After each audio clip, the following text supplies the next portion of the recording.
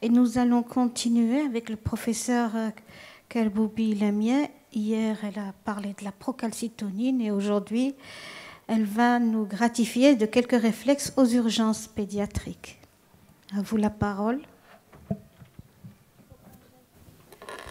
Donc, on va enchaîner et rester dans le même ordre d'idées. Donc, on va parler là de quelques réflexes aux urgences pédiatriques. Alors, mon ami Ouidad vient de nous parler des urgences pédiatriques. Eh bien, c'est pareil à Casa comme à Rabat, comme partout. Au service des urgences pédiatriques, il faut savoir rester patient. Et surtout, notre première mission va être de déterminer et de différencier entre une urgence vitale, une urgence fonctionnelle, une urgence ressentie par les parents, il faut en prendre compte, et une urgence sociale aussi. Alors, comme l'a si bien dit Ouidad, quand le malade a une urgence vitale et que c'est évident, eh bien c'est évident. Mais par contre, parfois, il faut faire très attention et faire attention à des petits signes qui peuvent nous dire, attention, ce malade, il va vous présenter des problèmes ou il présente des problèmes. Et comme elle l'a dit, la première impression en 60 secondes, qui est le triangle d'évaluation pédiatrique, qu'on appelle le quick look, le coup d'œil, il se fait en 60 secondes et il nous permet de répondre, comme elle vous l'a si bien expliqué, en 60 secondes, on arrive à dire est-ce que ce malade a une situation de détresse, oui ou non. Il ne nous donne pas un diagnostic, il vous donne que le malade est en situation de détresse. Sur le plan physiopathologique, il y a une détresse, soit respiratoire, soit hémodynamique, soit neurologique. Et c'est ce qu'on appelle le CBC, et que nous, donc, on travaille avec depuis 2014, et ça nous rend énormément de service. Voilà. Et donc, ce triangle d'évaluation, il va déterminer si l'enfant il est en détresse, oui ou non. Et après, qu'est-ce qu'on va faire? Et c'est des choses que vous faites instinctivement tous les jours, sans vous en rendre compte. Donc, quand le malade est en situation de détresse, on va faire l'évaluation selon la séquence qu'on nous a appris, le ABCDE. Si le petit n'est pas en situation de détresse, eh bien, on va entamer notre démarche comme d'habitude, évaluation ABCDE, un examen avec prise des constantes vitales, comme on dit, examen de la tête aux pieds, et ensuite évolution, voire l'évolution et la surveillance. Et c'est là où interviennent ce qu'on appelle les red flags ou les drapeaux rouges. Et ce sont des signes d'alerte qu'on devrait rechercher à chaque fois. Hein, quand vous faites votre évaluation ABCDE, donc est-ce que vos voies aériennes sont donc fermées, ouvertes, est-ce que votre circulation elle est correcte ou pas? Et puis lorsque vous passez aussi à votre examen clinique, il faut toujours rechercher ces signes d'alerte. Ça doit être des voyants rouges qui doivent s'allumer pour nous dire attention. Ça peut être des constantes, une histoire clinique, des antécédents particuliers, quelque chose que vous relevez à l'examen clinique. Et puis là, sans trop tarder, on va passer et on va voir, on a des examens. Je vais vous demander d'être interactif, comme ça on ne prendra pas de retard. Sinon, ce sera à cause de vous qu'on va avoir de retard. Donc voilà, donc Fedoua, 6 mois, elle se présente aux urgences la veille pour une fièvre isolée depuis 48 heures. Alors, à l'examen clinique, comme c'est une fièvre isolée, on fait une bandelette urinaire, elle est positive, eh bien, on demande ECBU-CRP. Elle revient donc à 19h30, le leucocyturé à 190 par champ, CRP à 234. Le médecin qui était là, qui ne l'avait pas vu avant-hier, donc CBC normal, le triangle d'évaluation, elle est fébrile à 38,7, réactif, alerte, pas de refus de TT. Fréquence cardiaque à 128, temps de recoloration normale, tension artérielle 10,6, SPO2 98. Est-ce que vous détectez des signes d'alerte ici? Non. Alors, vous ne détectez rien. Eh bien, ça, c'était... Le médecin, c'était un jeune résident de première année, premier passage. Lui, il m'appelle, je ne sais pas si vous voyez bien, mais ici, on voit. Alors, lui, il était inquiet. Alors, il appelle pour dire « Bonjour madame », il reprend l'histoire. « J'ai reçu cette petite, elle a cette petite lésion d'échymose au niveau du lobe de l'oreille. Qu'est-ce que vous en pensez? Qu'est-ce que je fais? Qu'est-ce que vous faites? Comment réagissez-vous? » Bah oui. Comme l'a dit le matin docteur Mahé, il faut rester classique. Et moi, je lui réponds rapidement, vous voyez là, il est en sepsis ce petit. Et quelqu'un enchaîne tout de suite. Il est en sepsis, commence le remplissage. Et moi, je dis, attention, il faut faire une PL dès qu'il est stable. Il faut penser au purpura. Et puis, notre jeune résident qui est tout jeune, il vous dit, madame, est-ce qu'avec une tension d'ici, cette petite est en choc septique? Il venait de commencer. Bon, ici, il y a un blanc. Vous imaginez qu'on a dû répondre d'une façon pas gentille. Et puis, on lui a dit non. La tension artérielle, ben justement, la particularité de l'enfant, c'est qu'il a des capacités de compensation et que la tension est la dernière à baisser. Donc ça, ce sont des signes et des réflexes qu'il faut toujours garder en tête. Alors, sepsis veut dire 6 signes, 6 actions en 60 minutes. Remplir, antibiotiques, obtenir une hémoculture, les urines, les lactates et les oxygènes en moins de 60 minutes. Et ça, c'est le réflexe qu'on doit tous avoir. Alors, un autre cas, c'est ce petit-là qu'on a reçu. Je pense qu'ici, vous voyez bien. C'est un petit de 3 ans qui s'est réveillé. Il était bien, il pétait la forme. Et le matin, au réveil, il commence à vomir et il vient avec cette éruption au niveau du visage. Il était, selon les parents, fébrile, mais il n'y a pas de prise de température. Pardon? Non, il n'y a rien. Il y a juste ces petites taches punctiformes au niveau du visage et il n'arrête pas de vomir. Mécanique. Alors, vous me dites mécanique, je vous raconte son histoire. Il a 3 ans. Donc, comme je vous l'ai dit, nous, ce qui nous a interpellés, c'est les parents qui étaient très inquiets et même une tante agressive. Alors, et on comprend. Alors, quand on l'examine, son CBC est normal. On l'examine, ce petit, il est strictement normal. Il est apyrétique. Et on apprend, l'agressivité, c'était une sœur décédée dans un tableau et nous dit de fièvre en réanimation. Alors, notre jeune résident qui a appris la leçon, à quoi il pense? Purpura fulminans. Il lui fait la totale.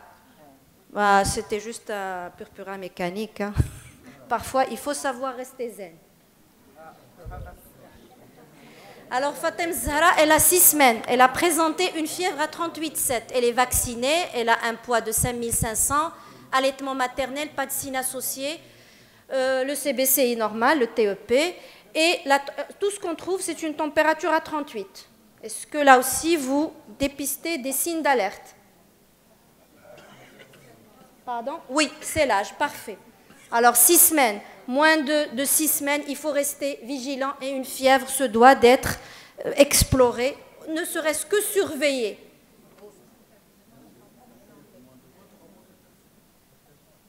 Alors, toujours, se sent devant une fièvre, toujours chercher les signes de défaillance vitale, chercher les signes en faveur d'une étiologie sévère, des signes de détresse, un purpura, un érythème diffus, des troubles de conscience, des selles glérosanglantes.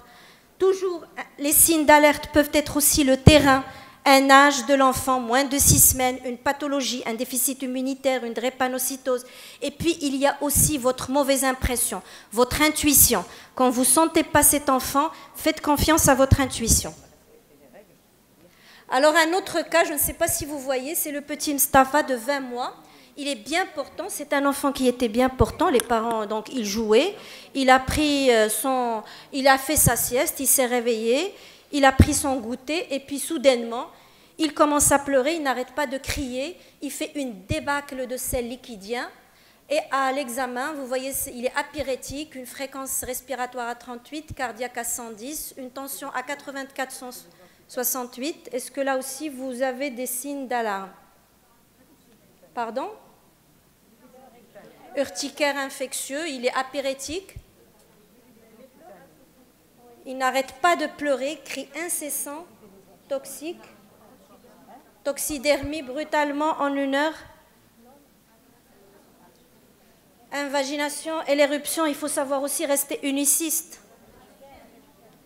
Alors, qu'est-ce que vous notez ici quand même? Ça doit vous alerter. Une fréquence cardiaque à 110, une tension à 84,68, des cris incessants, une selle liquidienne. Nous, avant de le déshabiller, on a pensé à l'invagination. Mais une fois déshabillé, vous avez quand même, c'est une anaphylaxie, vous avez l'atteinte de 2 organes avec une défaillance hémodynamique. Et ça, c'est une anaphylaxie. Et là, urticaire, on avait pensé au début, il a donné en plus au début corticoïdes antihistaminiques, mais non. Le traitement de l'anaphylaxie, c'est l'adrénaline, ce n'est pas les corticoïdes et les antihistaminiques. Alors, un autre cas, petite de 6 mois, elle tousse depuis 2 jours. Elle tousse depuis 2 jours dans un contexte d'apyrexie, termine 70% de ses biberons. À l'examen consciente, polypnéique à 52, fréquence cardiaque à 130, déral crépitant et sibilant, SPO2 94. Vous pensez à quoi? Est-ce qu'il y a des signes d'alarme ici? Lesquels? Pardon? Oui, elle est polypnéique. Vous pensez à quoi comme diagnostic? Une bronchiolite? Alors, une bronchiolite, bon, alors voilà sa radio. Il faut faire attention. Ce n'est pas du tout un tableau de bronchiolite. Une bronchiolite, c'est une infection des voies aériennes supérieures. Vous n'avez jamais une bronchiolite qui va démarrer rapidement comme ça. Une bronchiolite, c'est d'abord l'atteinte, une infection des voies aériennes supérieures. Ensuite, on a l'atteinte des voies aériennes. On a toujours un enfant qui a une rhinopharyngite, qui tousse, qui a le nez qui coule. Et là, regardez, je ne sais pas si vous voyez bien, mais à la radio, c'était une cardiomégalie et c'était effectivement une myocardite. Alors, réflexe qu'il faut avoir toujours, polypnée, tachycardie, un soi-disant tableau de bronchiolite, même en période d'épidémie, palper le foie. Ça témoigne, la présence du foie, c'est le témoin d'une insuffisance cardiaque. Il faut faire très attention et on s'est fait tout savoir. Pardon? Décompensé par la bronchiolite parce qu'il a une distension bilatérale. Yégeuse. Alors, je ne sais pas ici si vous voyez bien, mais là, ce sont nos fiches des urgences. C'est les fiches, et vous voyez que depuis 2014, on travaille avec le triangle d'évaluation pédiatrique, et ensuite, on classe les malades selon les niveaux. Alors, c'est un petit qui avait déjà consulté le vendredi à titre externe pour une fièvre, avec une tubéfaction cervicale qui a été traitée comme des oreillons. Et puis, il vient nous voir le dimanche parce que le résident nous appelle, l'œdème s'est généralisé, il a aussi un œdème du visage, il a une fréquence respiratoire qui est un peu élevée, il sature à 92, tachycarde à 150, et puis le résident ne comprend pas grand-chose. Il appelle pour dire est-ce que les oreillons peuvent donner ça. Alors, il appelle même le réanimateur, le super réanimateur de garde qui est aussi résident un dimanche. Alors, lui, il suit, GCS à 15, voie aérienne libre. La saturation augmente après mise sous oxygène, il est à 96. Les voies aériennes libres, pas de détresse, ne nécessitent pas l'AREA. Alors, il nous appelle, on lui dit, ben regarde, tu as quand même une défaillance respiratoire, ben commence par faire une radio. Elle est commencée tuméfaction. Et en fait, c'était un œdème en pèlerine et c'était plus des crépitants. Et ce petit avait un pneumothorax. C'était un pneumothorax. Et ici, on avait pensé à un problème allergique parce qu'il y avait un terrain d'atopie, ce qui n'est pas le cas. Là, c'était plutôt un pneumothorax, tout simplement, qui a compliqué une exacerbation d'asthme aiguë. Alors, vous m'arrêtez, hein, si... Alors ici, convulsion chez un petit de 14 mois. Il était bien portant, s'est endormi à 16h. À 17h, la maman le trouve hypotonique, non réveillable. Qu'est-ce qu'elle fait? Elle applique de l'huile de cad. À 18h30, il convulse. Elle arrive à 19h30, il est somnolent, eupnéique, ses constantes sont normales. Donc, à part la somnolence et l'hypotonie, pas grand-chose. Alors, vous penserez à quoi, comme ça? Intoxication, quoi d'autre?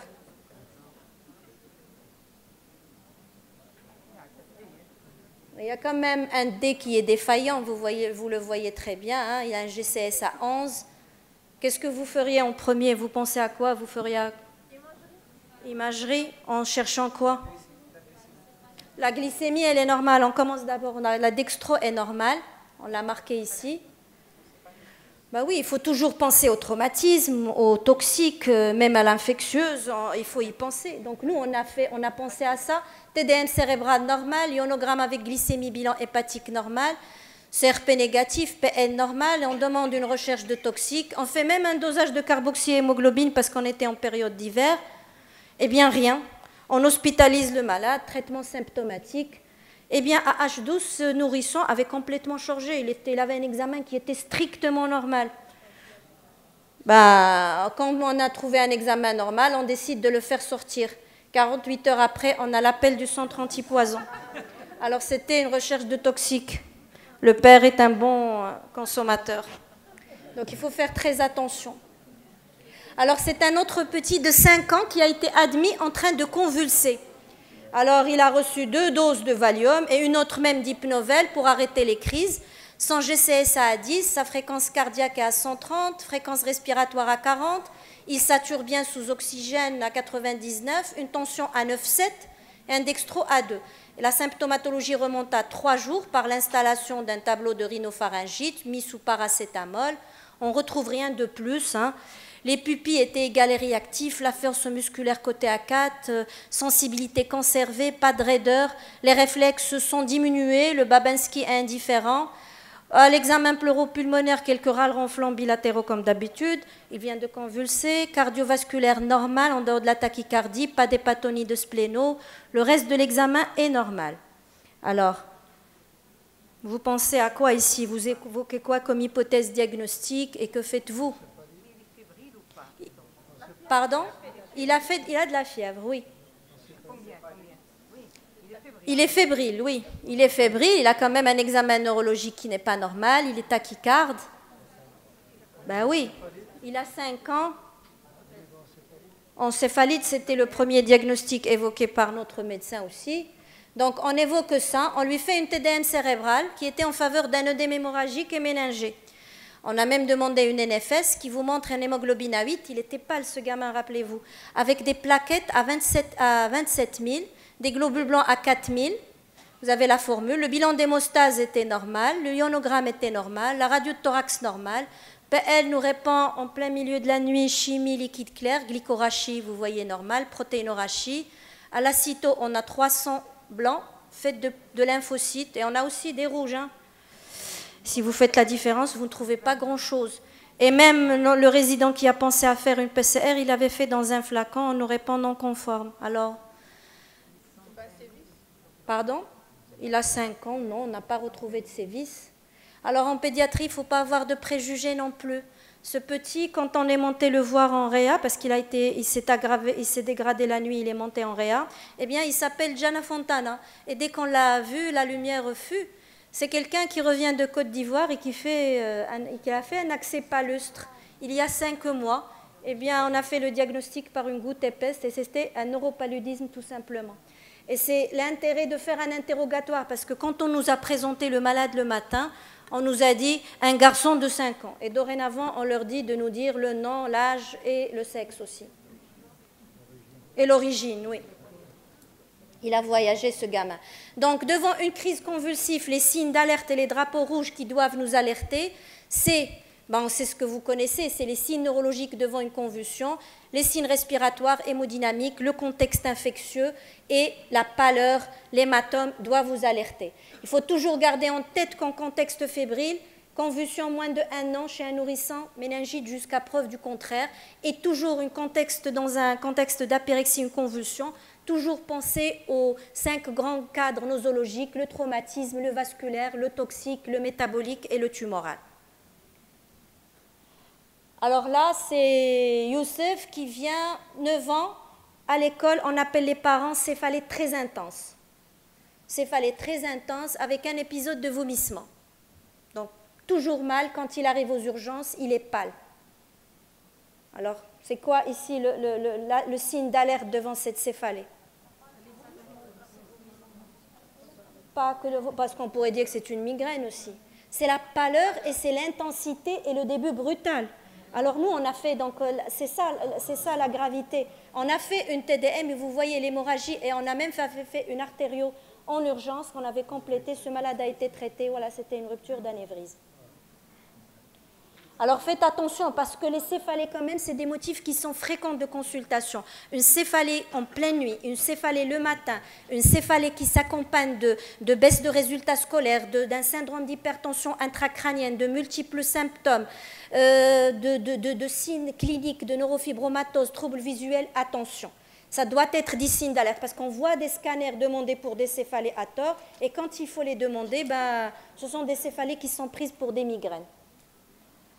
Alors, 14 ans, il consulte pour douleur abdominale d'apparition brutale, avec vomissement. Il est conscient, il a une attitude antalgique, il est plié en deux, ce jeune garçon. L'examen abdomen souple, une sensibilité de la fosse iliaque droite, température à 38,5, fréquence cardiaque normale, le reste est normal. À quoi pensez-vous? Appendicite, on envoie le petit en chirurgie, le chirurgien l'examine, il dit non, non, votre sensibilité, je trouve qu'il n'a rien, ce gamin. Non. Non. On n'a fait que déshabiller. Quand il est revenu, le résident était sûr qu'il y avait une sensibilité. On lui a dit, on va le revoir avec toi, ce gamin. On déshabille ce malade. Il avait une ascension, c'était une torsion du testicule, tout simplement. Alors, ce qu'il faut aussi retenir, c'est déshabiller l'enfant et toujours examiner les organes génitaux externes et les orifices herniaires. Donc, il faut toujours... Oui.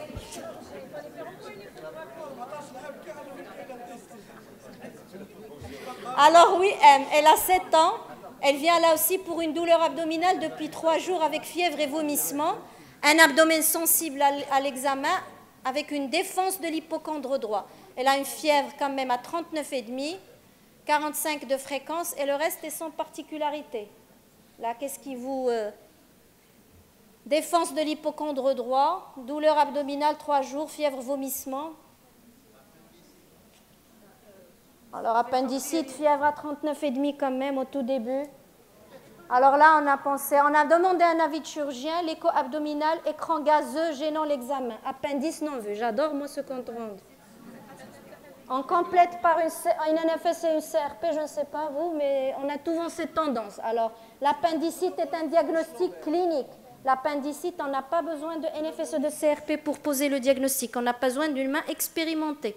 Alors, elle a quand même une CRP à 162. On n'a pas d'appendicite avec une CRP à 162, ce sera une péritonite plutôt. Eh bien, on a juste fait une radio de poumon, c'était une pneumonie franche lobaire aiguë quand on l'a fait.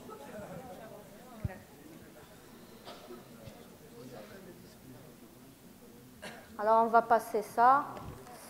Alors ça, on l'a déjà vu, donc un cas d'anémie hémolytique, donc WIDED, on a passé, je passe. Et puis là, donc 9 mois, se présente pour diarrhée-vomissement dans un contexte de fièvre. Évoluant depuis 24 heures, son TEP est normal, il est fébrile à 38,8, pas de signe de déshydratation, il pèse 10 kg 600. Il a été mis sous, quand on a joué qu'il n'y a pas de signe de déshydratation, paracétamol, le fameux Turfan, un probiotique. Alors ici, est-ce que vous êtes d'accord, pas d'accord? Vous avez des signes d'alerte? Ben, il n'y a pas de signe d'alerte. Moi, je dirais que c'est l'ordonnance qui est une alerte parce que, voilà. Alors, ce petit reconsulte après 24 heures pour persistance des diarrhées, fièvre à 40. Il est pâle, il a les yeux hypotoniques, il est calme. Et vous voyez, il a un poids à 10 kg 700. Bah écoutez, il était à 10 kg 600, il vous vient à 10 kg 700.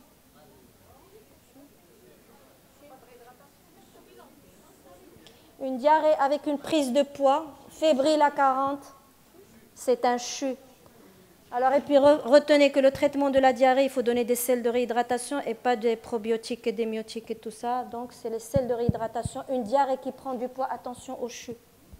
Professeur Kelboubi. Je pense que je vais arrêter. Ben, c'est bon, moi, vous me dites quand et j'arrête. C'est passionnant, mais on est obligé d'arrêter. Alors, on va arrêter et puis je vais juste conclure pour dire que, donc, ce qu'il faut retenir, c'est qu'il faut savoir écouter les réponses aux questions que vous posez, quitte à les reformuler. Et il faut résister à la tentation de toujours faire suivre une plainte par une réponse immédiate ou un examen complémentaire. Il faut se donner le temps d'évaluer la compétence parentale. Est-ce que vous pouvez leur faire confiance pour surveiller un patient? Il faut toujours écouter et questionner l'enfant. Examiner de la tête aux pieds. Un enfant s'examine dénudé de la tête aux pieds. Toujours chercher ces fameux drapeaux rouges. Notifier ce qu'on trouve, il faut le notifier. Et puis, il faut des guidelines pour pouvoir s'aider dans des services d'urgence. Et voilà, je vous remercie. Merci, professeur Kelboubi-Lamia, pour cette très belle présentation qui fait en fait appel au bon sens clinique. Merci, professeur Kelboubi. Donc, on voit que l'expérience, le coup d'œil jouent leur rôle en matière d'urgence pédiatrique. C'est très intéressant d'avoir des réflexes et d'être accompagné, surtout pour les jeunes au niveau des urgences.